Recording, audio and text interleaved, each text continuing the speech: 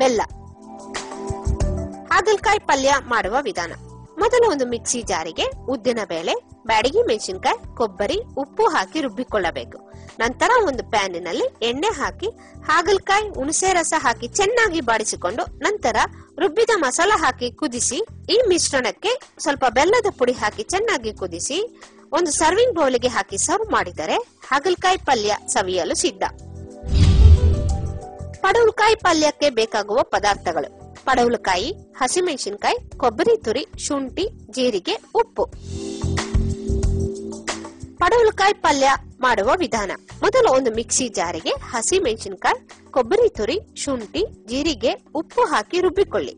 ನಂತರ ಒಂದು ಪ್ಯಾನಿನಲ್ಲಿ ಎಣ್ಣೆ ಹಾಗೂ ಪಡವಲಕಾಯಿ ಹಾಕಿ ಬಾಡಿಸಿಕೊಂಡು ಈಗ ಈ ರುಬ್ಬಿದ ಮಸಾಲ ಹಾಕಿ ಚೆನ್ನಾಗಿ ಬಾಡಿಸಿ ಪಲ್ಯವನ್ನು ಸಿದ್ಧ ಮಾಡಿಕೊಳ್ಳಿ. ಈ ಪಲ್ಯಕ್ಕೆ ಒಗ್ಗರಣೆಗೆ ಎಣ್ಣೆ, ಸಾಸುವೆ, ಇಂಗು, ಉದ್ದಿನಬೇಳೆ ಹಾಗೂ ಕರಿಬೇವನ್ನು ಹಾಕಿ ಪಲ್ಯದ ಮೇಲೆ ಹಾಕಿ ಈ ಪಲ್ಯವನ್ನು ಒಂದು ಸರ್ವಿಂಗ್ ಬೌಲಿಗೆ ಹಾಕಿ ಸರ್ವ್ ಮಾಡಿದರೆ ಪಡವಲಕಾಯಿ ಪಲ್ಯ ಸವಿಯಲು ಸಿದ್ಧ. ವೆಲ್ಕಮ್ ಬ್ಯಾಕ್ ವೀಕ್ಷಕರೇ, ಇದು ನಿಮ್ಮ ನೆಚ್ಚಿನ ಐಸಿರಿ ಕಿಚನ್ ಕಾರ್ಯಕ್ರಮ ಪವರ್ಡ್ ಬೈ ಅರೇಕಾ ಟೀ. ಸಂಪೂರ್ಣ ಆರೋಗ್ಯಕ್ಕೆ ಅಡಿಕೆ ಚಹಾ. ಪ್ರಾಯೋಜಕರು SSS ಸೋಪ್, ಡಿಟರ್ಜೆಂಟ್ ಹಾಗೂ ಡಿಶ್ ವಾಶ್ ಸಹ